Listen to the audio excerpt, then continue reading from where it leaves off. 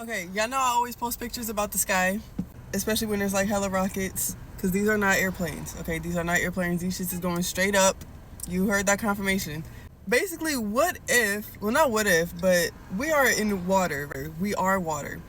There's a firmament that separates what they say the water above and the water below. So there would still be water in the middle. It's just a separation. And if you ever look at the sky, it looks like, how can I describe this? On its best days, if you turn your camera upside down, it literally looks like the ocean. Somebody's standing there. Time is not linear, meaning we don't rank things off chronological order because so many things could be happening simultaneously, but rather we relate things and categorize it based off relativity, right?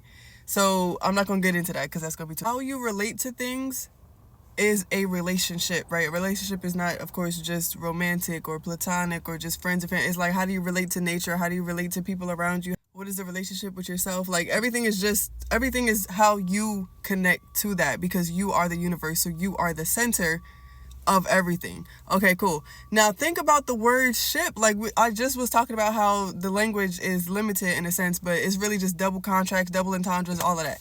So what is a ship? Literally, we are vessels, right? Remember I made that post before saying, okay, if a car is driving, somebody's in that car driving it. But if a person is walking, somebody's also in that person walking it. So if we are a ship, we are literally a whole boat ourselves, relating to other people or coming in contact with other, what do they call that shit? When you first contact, when you get in contact with aliens, we're contact 212. Stop, I just saw 212 as I'm recording, and I woke up on 212. I've been getting okay. Oh my god, I just started again and it was 222. Okay, I can't make this up.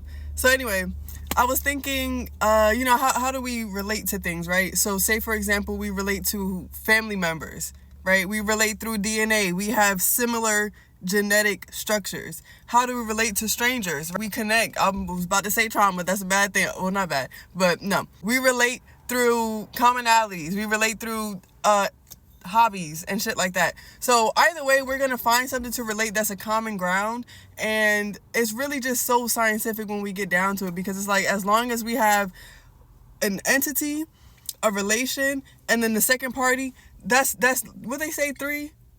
So if we're really just ships moving through the waters that we call Earth, what is ownership if this land is God's, right? Or if this land really is God itself. It's literally God itself with a bunch of gods on the inside. Literally, it's so deep. But I don't understand when we get into the whole ownership, because nobody owns nothing. We don't own nothing. Not even if you were to say that this is your arm, that's not your arm.